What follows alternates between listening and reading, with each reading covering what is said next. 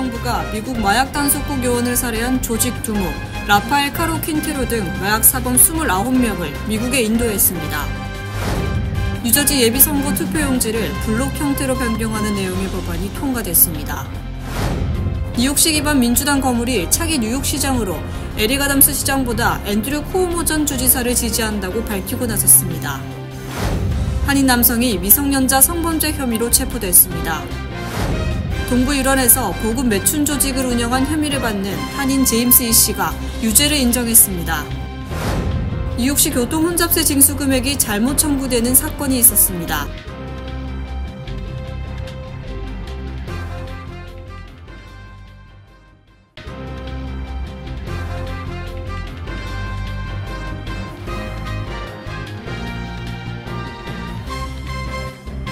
시청자 여러분 안녕하십니까? KBTV 뉴스9 전상입니다.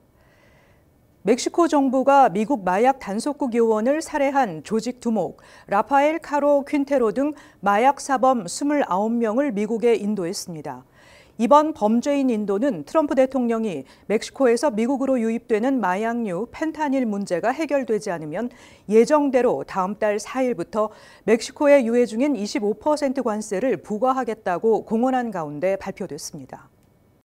멕시코 검찰청은 전국 여러 교도소에 수용돼 있던 29명이 미국으로 이송됐다며 공식적인 범죄인 인도가 미국 국무부 요청에 따라 이루어졌으며 모든 절차를 준수했다고 밝혔습니다. 이들 29명 중에는 라파엘 카로 퀸테로가 포함됐는데 그는 1980년대 시작한 멕시코 마약 밀수 사업의 창시자로 멕시코 조직범죄는 이후 다른 지역에서도 확고한 입지를 확보했습니다. 카로 퀸테로는 1985년 미국 마약 단속국 요원을 납치하고 살해한 혐의를 받고 있습니다. 이후 미국 정부는 한때 멕시코 국경을 잠정 폐쇄하기도 했습니다. 카로 퀸테로는 콜롬비아에서 다량의 헤로인, 메삼페타민, 마리화나, 코케인을 미국으로 밀수한 혐의로 2020년 뉴욕에서 기소됐습니다. 멕시코에서 학살을 저지른 것으로 악명 높은 마약 카르텔 제타스 두목 2명도 미국에 인도됐습니다. 트럼프 행정부는 이달 초 6개의 카르텔을 외국 테러 조직으로 지정했습니다. 월스트리트저널에 따르면 멕시코 당국은 클라우디아 셰인바움 멕시코 대통령이 트럼프 대통령의 관세 부과를 막기 위한 협상의 일환으로 멕시코 국경에 10,000명의 주 방위군을 배치하기로 합의한 이후 마약 밀매와 관련된 700명 이상을 체포했습니다. 멕시코 당국은 이 기간 코케인, 펜타닐을 포함해 약 12톤의 불법 마약을 압수했습니다. 클라우디아 셰인바움 대통령이 앞서 지난 25일 정례 기자회견에서 관세 문제를 놓고 미국 측과 긴밀히 협상 중이라고 밝혔던 터라 이번 범죄인 인도 결정이 관세 부과 예외 협의에 긍정적인 영향을 미칠지 주목되고 있습니다. 뉴저지 예비선거 투표용지가 변경될 것으로 보입니다. 기존 투표용지는 정당의 공천 특혜 논란을 불러일으킨 바 있는데요. 뉴저지주 상원은 투표용지 디자인을 블록 형태로 변경하는 내용의 법안을 통과시켰습니다. 뉴저지주 상원은 예비선거 투표용지 디자인 변경 법안을 찬성 35, 반대 2로 통과시켰습니다. 이 법안은 예비선거 투표용지 디자인을 현재의 카운티라인 형태에서 블록 형태로 변경하는 내용입니다. 카운티라인 형태는 예비선거 투표용지에 나열되는 후보들을 출마 공직별로 묶는 것이 아니라 정당 공천 여부로 묶는 방식입니다. 이에 따라 각 정당의 공천을 받은 후보들이 수직으로 일렬로 배열돼 눈에 잘 띄는 반면 정당 지지를 받지 못한 채 예비선거에 출마한 후보는 다른 열과 행에 배치돼 눈에 잘 띄지 않는 칸으로 밀려나는 불이익을 겪어야 했습니다. 이는 공천에 큰 영향력을 행사하는 각 정당 지도부의 권력을 강화시켜주는 역할을 해왔다는 비판을 받아왔습니다. 특히 지난해 뉴저지 연방상원의원 민주당 예비선거에 출마한 앤디 킴 의원은 카운티 라인 방식의 투표용지가 불공정하고 위헌적이라는 이유로 연방법원에 소송을 제기해 승소했습니다. 이를 계기로 뉴저지 주의회는 투표용지 디자인 개편 작업에 착수했고 결국 공직별로 어떤 후보가 출마했는지 쉽게 식별할 수 있는 블록 형태 디자인으로 변경하는 법안을 통과시켰습니다. 주 하원은 이미 투표용지 디자인 변경 법안을 통과시킨 바 있습니다. 하지만 주 상원에서 통과된 법안은 주하원 법안과는 약간 차이가 있어 주하원에서 재투표 과정을 밟아야 합니다. 이르면 오는 6월 10일 치러지는 예비선거부터 민주당과 공화당 예비선거 모두 새로운 투표용지가 쓰이게 될 수 있을 것으로 보입니다. 뉴욕시를 기반으로 활동하는 민주당 거물이 차기 뉴욕시장으로 에릭 아담스 시장보다 앤드류 쿠오모 전 주지사를 지지한다고 밝히고 나섰습니다. 전 뉴욕주 하원을 지낸 프랭크 세디오가 아담스 대신 쿠오모를 지지하면서 아담스 시장에게는 적지 않은 타격으로 작용할 전망입니다. 길련민 기자의 보도입니다. 뉴욕시 민주당 내 영향력 있는 인사로 꼽히는 프랭크 세디오 전 뉴욕주 하원의원이 차기 뉴욕시장 선거에서 앤드류 쿠오모 전 뉴욕 주지사를 지지한다고 어제 선언했습니다. 세디오 전 의원은 에릭 애덤스 시장과 프랭크 카로네 전 뉴욕시장 비서실장의 법률 파트너로 일해온 인물입니다. 세디오 전 의원은 자신은 여전히 에릭을 사랑한다고 밝히며 자신은 애덤스가 주 상원의원, 보로장, 시장 선거에 출마할 때마다 지지했다고 전했습니다. 그러면서 앤드류 쿠오모 전 주지사가 차기 뉴욕시장으로 가장 적합한 후보라고 평가했습니다. 그는 앤드류 쿠오모에 대한 지지 입장을 재차 밝히며 쿠오모는 다른 모든 후보들 중 최고라며 쿠오모는 도시를 운영할 수 있는 관리 능력과 경험을 충분히 갖추고 있다고 지지 배경을 설명했습니다. 세디오는 최근 뉴욕시 선거관리위원회의 브루클린 민주당 위원으로 승인됐습니다. 그는 자신이 이끌고 있는 토머스 제퍼슨 민주당 클럽이 다음 주 화요일 공식적으로 쿠오모 지지 입장을 표명할 것이라고 밝혔습니다. 그는 6월에 열리는 민주당 시장 예비선거에 출마하는 다른 후보들은 시정을 맡을 자격이 없다고 잘라 말했습니다. 세디오는 뉴욕시 행정부뿐만 아니라 뉴욕 주정부와도 밀접하게 일했던 인물입니다. 세디오 전 의원은 쿠오모 가문과도 오랜 인연을 이어왔으며 그는 앤드류 쿠오모가 뉴욕주 법무장관과 주지사 선거에 출마했을 때 그리고 쿠오모에 붙인 마리오 쿠오모가 주지사직에 출마했을 때도 이들의 든든한 조력자로 지지해왔습니다. 쿠오모 전 주지사는 2021년 성추문 논란으로 뉴욕 주지사직에서 불명예 사퇴했으며 이번 주말 뉴욕시장 출마를 공식 발표할 것으로 예상됩니다. KBTV 뉴스 길련민입니다. 한인 남성이 미성년자 성범죄 혐의로 체포됐습니다.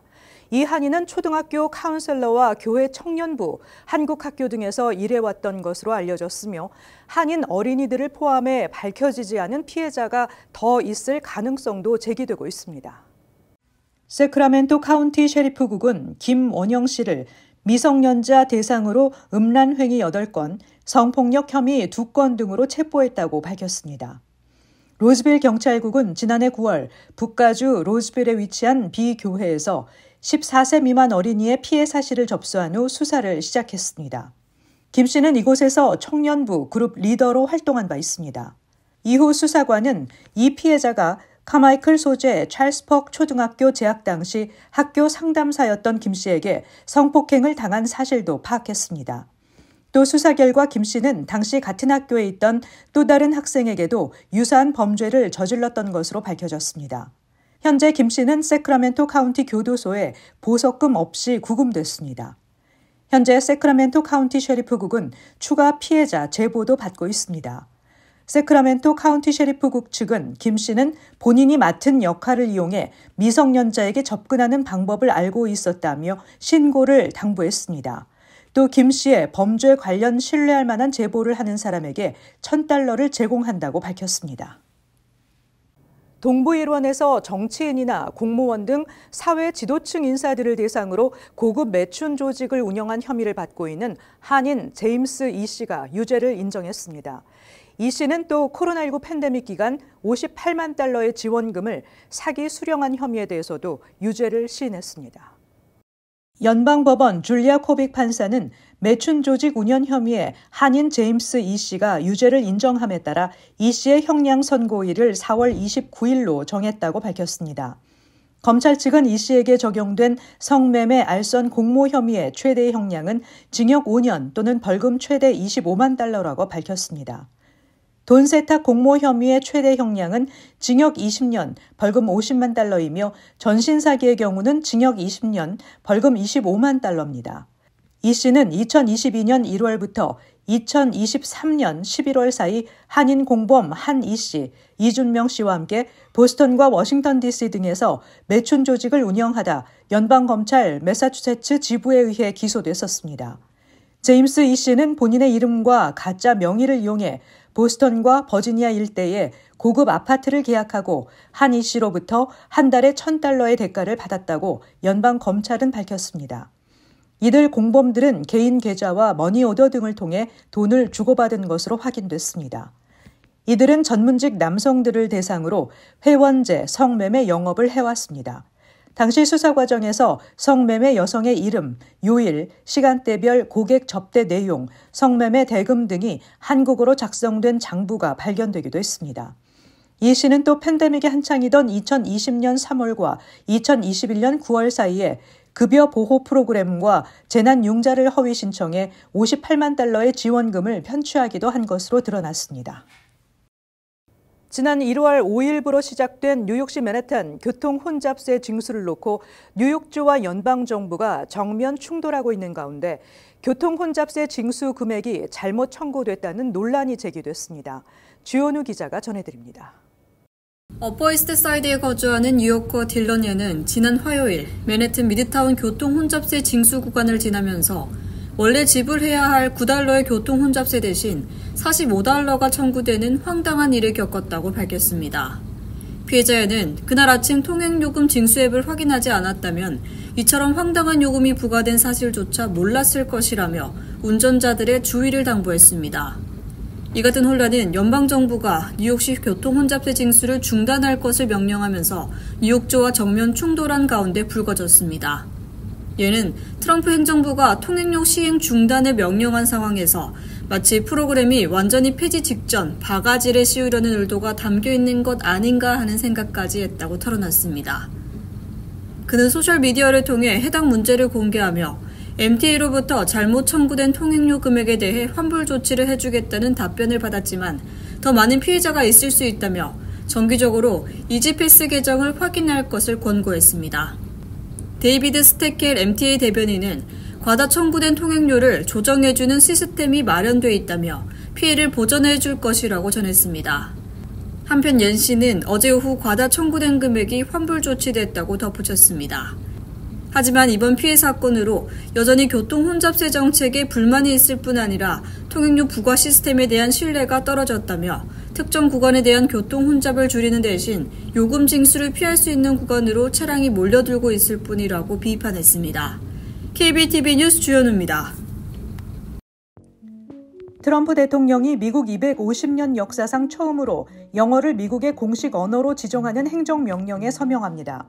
이 명령은 미국이 연방 차원에서 공식 언어를 갖게 된 첫 사례이며 연방기관이 영어를 사용하지 않는 사람을 위한 언어 자료를 보유하도록 요구한 빌 클린턴 전 대통령의 규칙을 무효화하게 됩니다. 월스트리트저널은 행정명령에는 통일, 효율성, 시민 참여의 필요성을 내용으로 하고 있다고 보도했습니다.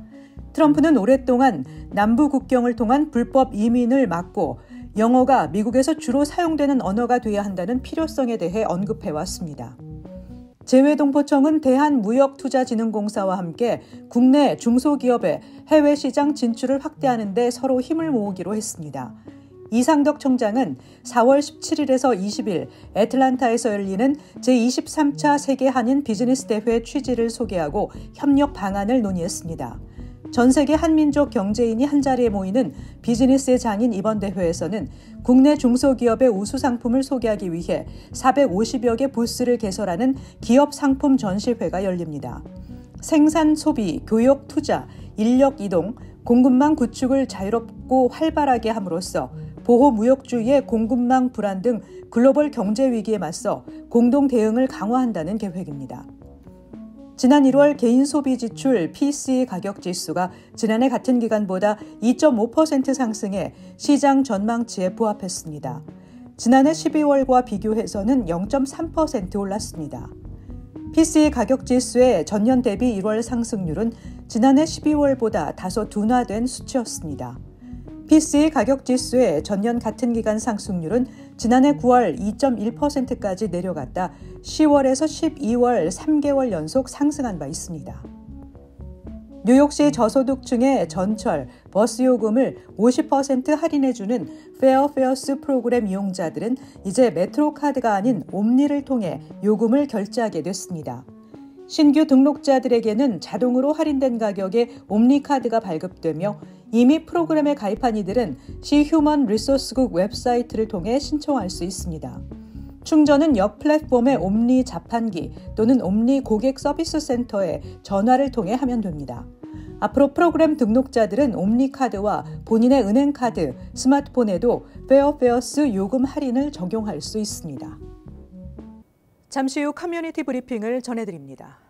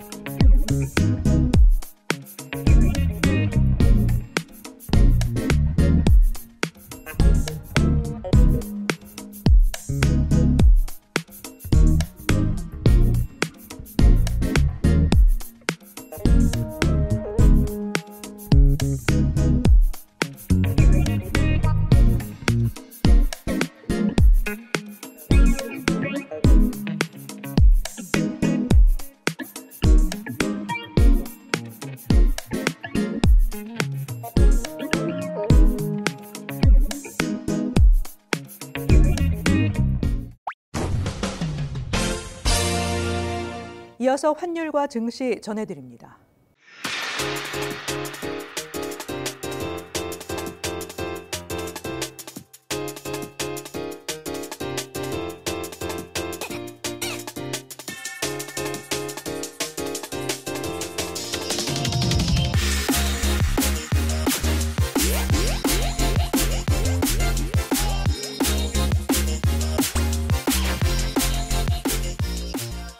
잠시 후 뉴욕과 뉴저지 날씨 전해드립니다.